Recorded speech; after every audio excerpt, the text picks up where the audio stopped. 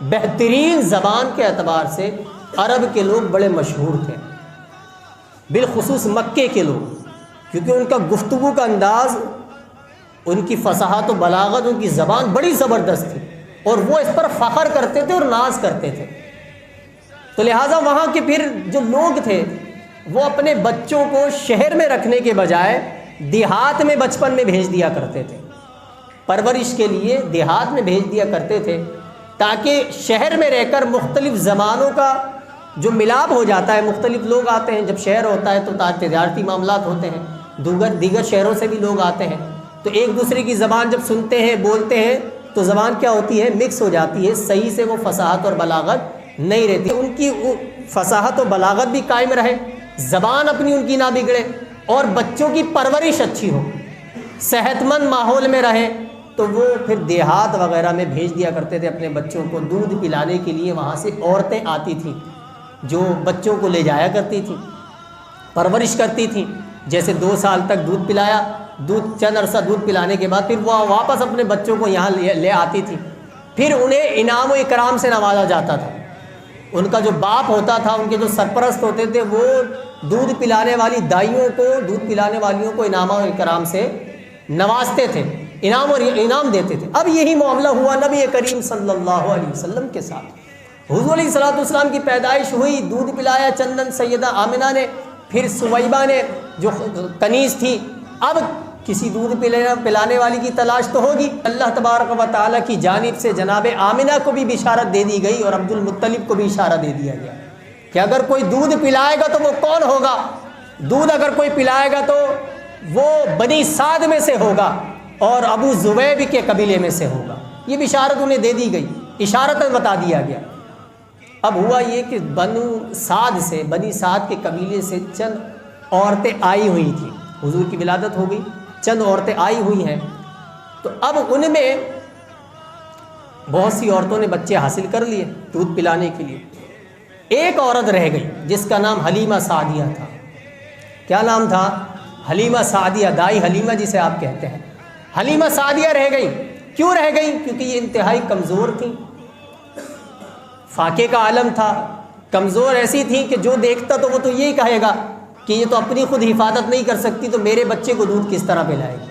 ان کا خود کا ایک بچہ بھی تھا جو دودھ پیتا بچہ تھا، تو ان کی جسمانی حالت ایسی نہیں تھی، صحت مندی ایسی نہیں تھی کہ وہ اپنے بچے کو بھی صحیح سے دودھ پلا سکیں، اسے بھی صحیح سے سیر نہیں کر پاتی تھی، اسے بھی صحیح سے دودھ نہیں پلا سکتی تھیں، اتنی کمزور تھیں اور ایسی ان کی حالت تھی۔ تو اب جس کے پاس جائیں وہ تو ان کو بچہ نہ دے۔ کیوں نہ دے؟ ظاہر سی بات ہے، جس کام کے لیے بھیج رہے ہیں وہ اس کام میں رکاوٹ ہوگی۔ صحیح پرورش ہونی چاہیے، صرف زبان تو نہیں، صحیح دودھ ملنا چاہیے اسے، اس کی حالت تو خود کمزور ہے۔ لہٰذا سب نے بچے لے لیے، اب واپسی کی راہ دیکھنا ہے بنی سعد والوں نے۔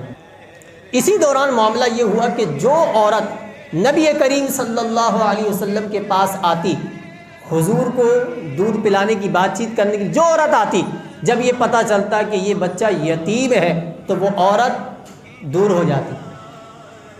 کیوں دور ہو جاتی؟ کیونکہ یہ تو یتیم ہے، اگر ہم اسے دودھ پلا کر واپس لائیں گے تو انعام و اکرام سے نہیں نوازے جائیں گے۔ کتب سیرت میں آتا ہے حلیمہ سعدیہ نے پہلے اپنے شوہر سے مشورہ کیا اور شوہر سے کہا کہ خالی ہاتھ جانا تو بہتر نہیں ہے، کیوں نہ اسے ہی ہم لے کر ہی چلتے ہیں کہ یہ ہمارے لیے برکت والا ثابت ہوگا۔ تو شوہر بھی راضی ہو گیا تھے، صحیح ہے، خالی ہاتھ جانے سے تو بہتر ہے۔ جب حجرے کے اندر لے کر گئے تو حلیمہ سعدیہ رضی اللہ تعالی عنہا حضور کو دیکھتے ہی فریفتہ ہو گئی۔ کتب سیرت میں آتا ہے کہ جب حضور کو لینے جا رہی تھیں، حلیمہ سعدیہ کہہ رہی ہیں کہ جب میں لینے جا رہی تھی تو میری مجبوری تھی، مجبوری تھی نا، کوئی بھی نہیں تھا، حضور کو ہی لینا ہے، خالی ہاتھ جانے سے تو بہتر ہے۔ تو کہنے لگی کہ جب جا رہی تھی، لیا نہیں تھا تو میری مجبوری تھی، لیکن جب حضور کو دیکھ لیا تو اب میں لے جانا میرا تقاضا بن گیا کہ اب تو لے کر ہی جانا ہے۔ کیوں؟ کیونکہ حضور پر فریفتہ ہو چکی تھی، حضور کا حسن و جمال ایسا تھا۔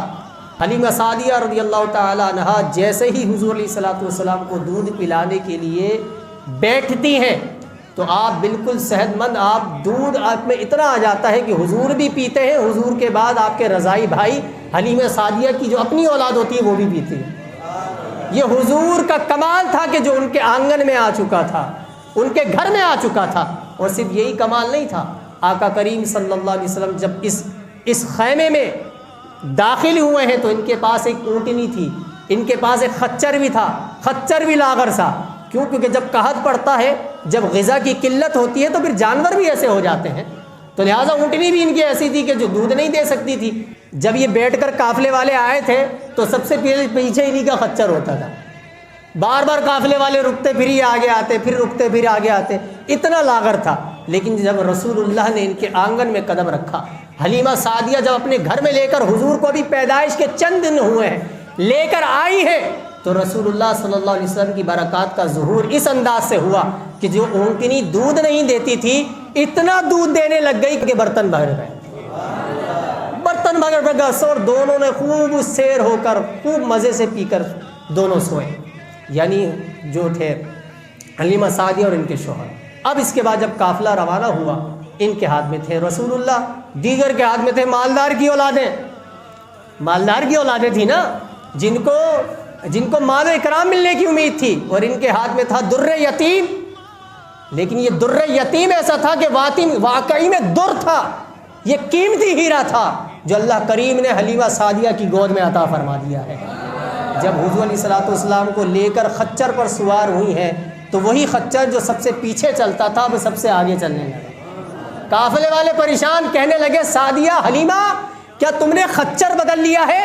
کہا نہیں، خچر نہیں بدلا، سواری نہیں بدلی، بلکہ سوار بدل چکا ہے، پہلے سوار ہم تھے، اب اس پر سوار رسول اللہ ہے۔